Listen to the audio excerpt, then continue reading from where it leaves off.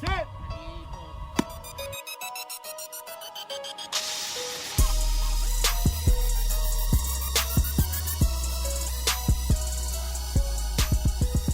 Yo, this is Set Ready Ball, the Jet Life Podcast. Richie the Big Noise of Beat Baseball Florida's here. I'm sitting with three of my buddies from the Jets. That is our captain, Axel Cox, our new addition, Demetrius Morrow, and our visitor all the time and the beat ball czar of journalism, David Benny, the watchdog of Beat Baseball. And we're going to recap the Indianapolis tournament and our experience with that back on the weekend of June 1st. And you'll hear a little bit about from Demetrius, Axel, and DB on what it means for them to be part of Jet Life. So enjoy. Now up to bat number 22, Axel Cox.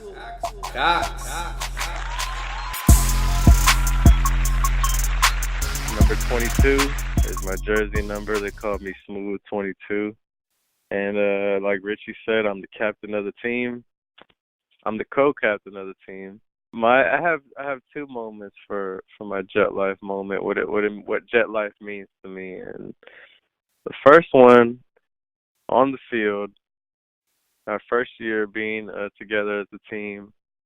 We're playing the Austin Blackhawks. We played the Blackhawks twice that year, but this is the first time we're playing them, and we're still undefeated.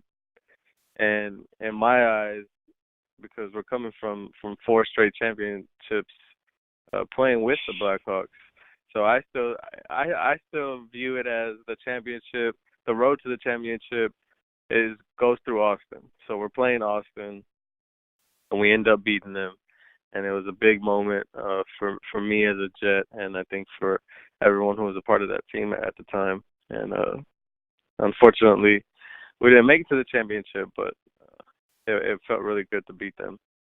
And off the field, it was the same year, our first year. We're having a good old time there at the host hotel, at the bar, and we weren't staying at the host hotel. Our hotel, we thought it was about a mile away. That's what our party Marty. We interrupt this story to give you a little background on Marty Rodriguez. He was our first year spotter in 2016 and now has transitioned to being a play-by-play color analyst of local San Antonio Jet Beat Baseball. Check him out on some of the live streams. But he Googled, after tying the knot a little too tight at a bar our first year, Googled walking directions from the host hotel to our Roach Motel. And we were under the impression that, or he gave us the news that it was a mile away. And so we began a journey at about 3 in the morning. Most of us pretty blitzed. And here we go. We thought it was about a mile away. That's what our party Marty told us anyways. So we figured we didn't need a ride home. We just walk home after the bar. So we start walking. Everybody's having a good old time. About 25 minutes in, we're like, man, this is a long mile. Like, how far is this hotel? And it ended up being like a 2.5 mile walk, man. So that's a Jet Life moment for me off the field. I do remember that walk home, buddy. I recall my co-host, AZ Martinez McLovin, was all breathing hard about a mile and a half in, and he was like, man, I'm going to have to get in shape, even just if it's for the nigga walks home, man. But seriously, Party Marty Rodriguez, we miss him at the World Series. He's definitely nursing a lot of people to health now as a registered nurse, and can't necessarily get all the vacation to kind of beat baseball, but he is a supporter, but also a little bit of a liar when he has has to lead about 10 blind guys through Ames, Iowa at about 5 in the morning, everybody a little inebriated. Speaking of inebriation and extracurricular activities, let's move over to our buddy from Colorado who we picked up from the Denver Storm, who will not be going to the World Series this year. And so our buddy Demetrius Morrow has been playing beat baseball for a really long time, has been a friend for even longer time than that. And we're happy that we're able to include him on our team. He's going to bring some veteran spirit. So now, up to bat, Number 2, Demetrius Morrow.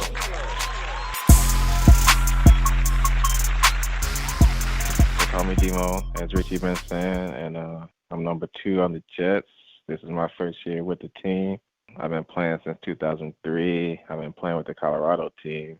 I've known these guys since at least a good 10 years now. I've been hanging around with them, and it just came together this year where we linked up, and I joined the Jets.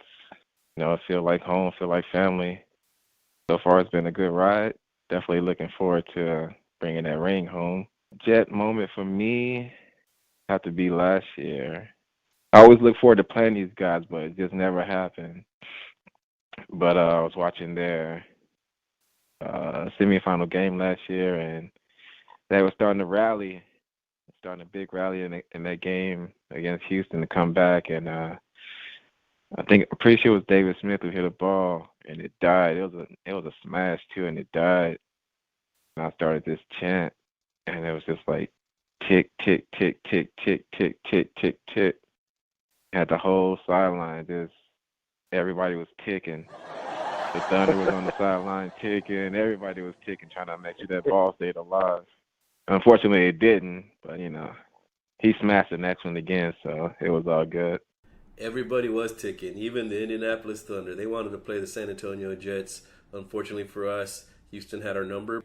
Rewrite that story this year. We'll be playing in that championship game. Now, let's move to a recap of the Indy Thunder tournament hosted by Darnell Booker. Question number 1, and most importantly, the hospitality. Once we roll into Indianapolis, Booker always has our back with a buffet. Any interesting items on the buffet line for you guys? Yeah, man. Book's hospitality is always a good thing to come to whenever we come to Indiana. And the interesting thing that I had, it turned out not to be interesting, but I thought it was the lady who was serving at the buffet. She described it to me as chicken nuggets. So I was like, okay, let me get a couple of those. So I get back to my table. It ends up not being chicken nuggets. It's like some fried macaroni and cheese bites or something like that. So that was interesting to me. It wasn't what I was expecting, but I partook in some of his frosty beverages, as he likes to call them. That's what he calls his beers. Book does. So partook in some of those, and yeah, had a good time there before the game started. Now, I know we played on Sunday for the championship game on television. We lost 18-10 to the Indianapolis Thunder. I, for the love of me, cannot remember who we played on Saturday, guys. I know we played the Edge. What else happened? We played Chicago first, then we played Cleveland, then we played the Edge, and that was all Saturday. I know we beat both Cleveland and Chicago pretty well. Do you remember what the scores were or anything? Did we 12-run Chicago? No, we I don't think we 12-run them, but we beat them like 17-3 or something like that, 17-4 or something like that. We 12-run Cleveland. 12-run Cleveland, handle Chicago. What about the Edge game? What do y'all remember about that? Yeah, what was funny about that game was like the whole game we couldn't get a call. To one point towards the end, Kevin was like, what do we got to do? What are they doing to get you to check the calls? And how can we get you to check for us? Because they weren't giving us no calls in that game. I do recall a lot of close calls in that game that went the Edge's way, but we handled them about 14-8, 14-6. I can't remember the score, but we handled them throughout the whole game. I think one of my proudest moments was on their second at-bat with their returning MVP offensive World Series player White Nick, hit a bomb to left field, and I just happened to take a few steps to my right and place myself in the best position to field that hard of a hit, and it just hit my leg, and I just kind of leaned over and picked it up. He wasn't but maybe about 30 feet out of the box already. That ball was out there that fast, but that was what I think really propelled us to say, hey, this is our game. We're here to play the Thunder. From there. Set the tone. Any final thoughts on our games against Chicago, Cleveland, or the Edge? Stanley Griffin, as always, he's always playing good defense. For me, what caught me was the amount of contact that Cleveland made. That they look pretty good on there. So whoever the leadoff batter is, Antoine or Antonio or whatever his name is, he can bang. I think he scored 2 of their 3 runs that they scored. I just remember, as far as like Chicago goes, I got my first Jet run against Chicago, and then my first Jet put out against Cleveland. So that's all I remember from those 2 games for real. Yeah, funny story about Stanley Griffin. He was a little upset that he wasn't the MVP at the Indy tournament. He usually goes to Indy and Chicago back-to-back and is used to collecting the MVP for defense. But Mike Coughlin, MC from Philly Fire, took it home from the Indy tournament. And in Chicago, I ran into Stanley, and he was like, "Who is this Mike Coughlin anyway?" Come on, Stanley. You can't win them all, bro. I mean, it wouldn't be the first time that somebody came out of nowhere and won the MVP defense. That happened at the World Series last year, right? And here we are, coming out of nowhere, our good friend, attorney at law, number 50, David Benny. Hi. Who won the Jet Life? Hey. Who won defense last year? MVP At the World Series? Oh, Blake Boudreau? Wasn't that Blake Boudreau? 51. Yeah. 51 putouts. 51 putouts, yeah. With ending a little controversy, you know. Speaking of controversy, and now that we have DB on the line, DB, let us know what you know about how the Indy Thunder tournament brackets are decided. It was definitely heavily favored for the Thunder to be in the championship game. They had Philly Fire, New Jersey Titans, and Lone Star in their bracket, and San Antonio Jets had the Indianapolis Edge, the Chicago Comets, and the Cleveland Scrappers. Just wondering, does Booker have a board meeting? Is there a secret kind of drawing? What do you know about how brackets in the Indianapolis Thunder tournament work out? That's a good question. I've never been privy to that. My understanding is, though, that the tournament committee for that Indy tournament is apart and separate from the Indy Thunder board, so I would doubt that the Indy Thunder themselves would have had anything to do with that drawing. I don't know if Booker does it on a board meeting with the tournament committee or if he does it by himself at his coffee table, but the brackets, they probably could have been a little bit more even, but I don't think, unless the Thunder and the Jets had been on the same side, we were going to play each other on Sunday morning, probably anyway. So let's break down the Thunder-Jets game Sunday morning. We were under the cameras on statewide television. There was a legit play-by-play analyst that was calling the game. They flew Tib Hippner down from Oklahoma to be the color commentator. We also have the Jet Life version of it on Beatball Nation, where Andrea Scott was filming that and providing interpretation for that. And so how about breaking down the game we lost 18-10? DB, what did you take away from our fight with the Thunder? My concern as a Jet is that we went toe-to-toe with that team at full strength for 3 innings plus 2 batters. It was 10-8 Jets. With nobody out in the top of the fourth, we scored our first 2 runners, and then we didn't score another run that entire game. They defense got 9 straight outs, and in the meantime, there was a 9-run inning that involved 8 hitters scoring, but of course there was the home run in the middle of that by Corey White. And so I thought we played well for the first 3 innings, and then I thought in the Bayou City game in BCS, when we gave up that big inning, I think it was 21 runs, we bounced back, got off the mat, and came back and won that game. We weren't able to do that. And I understand that we were at their house, they had the last at-bats and so forth, but we never really were able to shake off that 4th inning that they had. I think we're a better team than we were last year. I think they're a better team than they were last year as well. I think they've got Corian White's learning to play defense. They're at full strength. They're healthy as far as I know. And we're the only team in 4 years that's been able to consistently give them a game. And so there were things that I think we can really take from that and run with, and expand upon at the World Series. But I also think that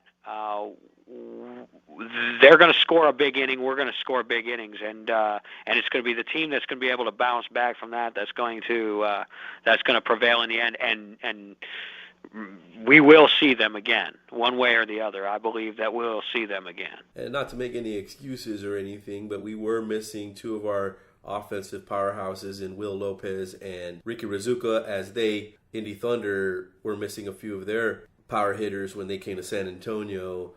So we'll be at full force at the World Series. We'll see them again, and we definitely have to have 6 innings of offense to contend. My final thought on that, though, is that was a live televised broadcast done by a local Indiana cable network channel, and that's the type of game that you would want broadcast, and if you were going to choose to have one, because it was a clean game, well-played game, well-umpired game. We had Jason Price there, who's umpired championship games at the World Series. It was a good demonstration of beat baseball played at its highest level between the two best teams in the beat baseball world right now. And so, and it was a beautiful day for it, and so everything worked out in that regard. I just think it was a great showcase for beat baseball all around. I only wish we'd won. What you got, Demo? So what I took from it was you gotta keep your foot on their throat. Like when they down, they quiet. When it was 10-8, they weren't really all that chatty like they normally are when they crushing everybody. And just from my time playing them, and when you got them, you got to stay on them. You got to keep applying that pressure to them. You got to have the gimmies. You got to be sound defensively, because any crack, they gonna bust through it and bust it wide open.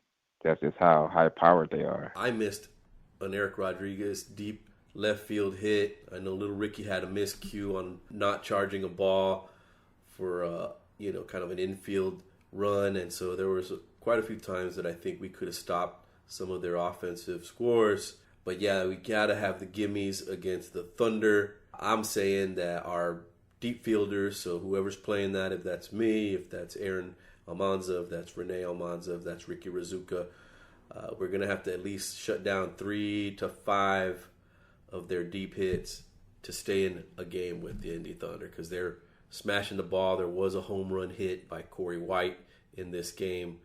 They counted it for 2 runs, and so we're going to have to snag a few of those and break a couple hearts. Axel, what do you have to take away from the Thunder game, and what are your hopes and challenges for the Jets moving forward? So just to reiterate some of the things that have already been said, to have a chance and to end up victorious against the Thunder, you have to play mistake-free beat baseball on both sides of the ball. Good base running, good pitching, which we know we're going to get that from Kevin.